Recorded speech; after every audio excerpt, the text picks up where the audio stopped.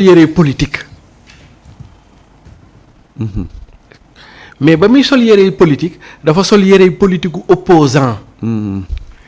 léegi nag avec le temps qui va venir mu àgg au pouvoir il faut du temps mu simmi yére yi opposant sol yére yi pouvoir. te mi ngi ci tànk pour sol ko. est-ce que comprendre. moo tax souvent je peux comprendre ñenn ñi li ñuy wax ak yooyu mais pour man il y a aussi de l'indigence. Et de la trajectoire. Ousmane Sonko a fait 10 ans en politique. Il est venu en politique 2014. bu la neexee ba 2020. bu la neexee nga ni Ousmane Sonko 2014-2020 c'était combien d'années encore 6 ans. Il était un syndicaliste. Il a commencé simmi yére syndicaliste du sol yére politique à la faveur des événements 2021. Tout à fait. ba 2024. Peut-être il lui faudra 1 an, 2 ans pour simmi complètement yére opposant pour sol yére kii. De ce point de vue je peux comprendre ñenn ñi fi ñuy waxee ci moom.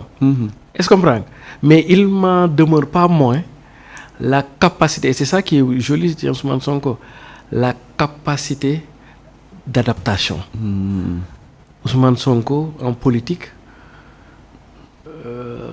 comme disait Hampâté Bâ c'est à l'école du caméléon quoi. C'est-à-dire que lu jot. li Wolof Njaay naan lu jot yomb ci moom. est-ce que comprendre nga c'est comme le vin quoi mook sàngara yam. lu ñuy gën a yàgg rek. lu ñuy gën a yàggee di gën a neex di gën a neex. le vin se bonifie avec le temps. C'est-à-dire que actuellement nii ñenn ñi mën nañoo jàpp ni il voit en Ousmane Sonko davantage l'opposant mais peut-être que mais bi mu ñëwee léegi ça fait 3 mois. En 3 mois. Il a eu à faire des choses extraordinaires, des choses excellentes, des choses peut-être moins bon, etc. Mais je reste convaincu, d'ici 1 an maximum, on aura un nouveau Ousmane Sonko qui sera totalement différent d'Ousmane Sonko qu'on a connu bi muy dugg politique, qui est différent d'Ousmane Sonko qui est à l'opposition et qui sera différent aussi, etc. Parce que actuellement, l'homme doit mi ngi ci yoon bi. Il doit se réconcilier d'abord avec lui-même. Là, on parle de psychologie politique. Ça veut dire que l'homme a été longtemps persécuté. Comprendre nga fi mu jaar moo li Wolof yaay naan. ku fa jaar taq ban. ku fa jaar taq ban. xam nga mi ngi mel ni ngay football nawetaan. muy taw ca match ba. terrain ba nekk terrain argile bu ngay mbëkk di reprise di tëb di dal. xam nga boo ñibbisee da ngay taq rëpp. waaw. waaye fa ñu may la nag nga dugg ci biir sangu. defaru boo génnaatee beneen nit ngay nekk. est-ce que comprendre nga. ci foofu la Ousmane toll noonu et sa capacité pour man c'est là mooy. ni mu amee capacité def des mutations. am na ñoo xam ni mënuñu changer noonu. ci nii nañu nekkee ci nii nañuy dee. waaw da mujj gi sax loolu dana dem ba da leen ni sànq politiquement. comprendre ku mel ni Idrissa Seck loolu xaw na ko sànq politiquement. comprendre Wade ci foofu Wade ak Ousmane Sonko ñoo yem. comprendre la possibilité. D'adaptation ou d'adaptabilité, de pouvoir négocier les situations coup après coup. Comprendre nga d'être flexible quand il s'agit d'être flexible, d'être dur quand il s'agit d'être dur, d'être conciliant quand il s'agit d'être etc. Comprendre nga. mais man jàpp naa ne Ousmane balaa moo toog. li fi nekk ci ay problème dana ko régler de. non et puis c'est ça qui est beau chez lui, c'est-à-dire que il sait être ferme quand il s'agit d'être ferme.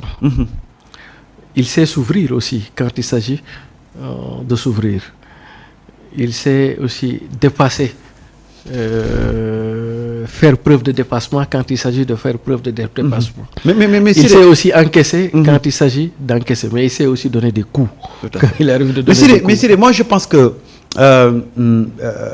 li ñu bëgg Ousmane Sonko mel. wala ñii toog naan dafa war a xam ne premier ministre la dañuy wax ci ñoom ni ñu ko bëggee. mais est-ce que quelque part on a écrit que premier ministre nii la war a mel. opposant nii la war a mel wala homme politique nii la war a mel. parce que moi je pense que ce qu'il est en train de faire. mais Sénégalais yi ñu ngi ciy gis seen bopp. Absolument, et c'est ça wàcc sur le terrain. Et d'ailleurs c'est ça qui est important parce que comme disait Hassan II, la différence entre les hommes au-delà de tout c'est le style. Ouais. Et chaque personne a son style. Ousmane Sonko va imprimer la primature selon son style à lui. Absolument. te ku nekk am nga sa style.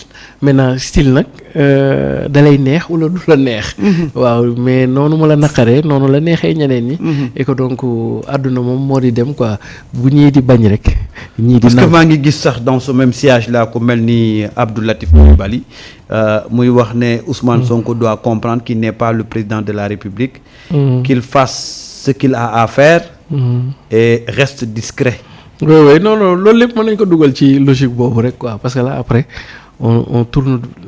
Moi j'ai l'impression que finalement nos politiques ou nos opposants c'est Ousmane Sonko qui les dérange. oui non je ne le dirais pas comme ça. Je ne dirais pas comme ça quoi mais bon pour ne pas rester dans le débat des personnes. Non c'est juste. Oui absolument pour ne pas rester singulariser ou personnaliser. Le débat au-delà des gens que tu as cités ici. ñun ñëpp ay sénégalais nañ rek mooy li ma lay waxee quoi. Ce n'est pas parce que on n'est pas du même bord politique que. doo leen nangul seen. très bien que duñu la déglu dañ la war di déglu. mais ce n'est pas parce que tu n'es pas fan de lui. que tamit lu la neex nga wax ko quoi pour man y a des équilibres. mais yow. góorgóorlu nekk ci biir mouvement révolutionnaire bokk ci coalition bi yóbbu Bassirou Diomaye Faye ci pouvoir bi ak président Ousmane Sonko. waaw li muy doxalee jamono ji gis nga ci sa bopp wala gisoo ci sa bopp. bu baax sax li muy doxee nii yoon baa ngi ci de son style neex na la wala. si sa façon de faire. non absolument mais xam nga doomu aadama moom matul. du dëgg. Des fois nga def yoo xam ne mënoon nañ koo gën a def mu baax mais loolu day nekk potum biir. mais pour l'essentiel. à 90% voire même à 95%. les actes que Ousmane pose que Diomaye pose que le tandem pose. depuis 3 mois ñi ngi ci axe bi. tegu nañ ci temps tegu nañ ci temps même si am na ci yoo xam ni mën nañ ko gën a waxtaane mais loolu potum biir lay nekk comprendre na. non mais. potum biir la non waay loolu potum biir la quoi. mais pour l'essentiel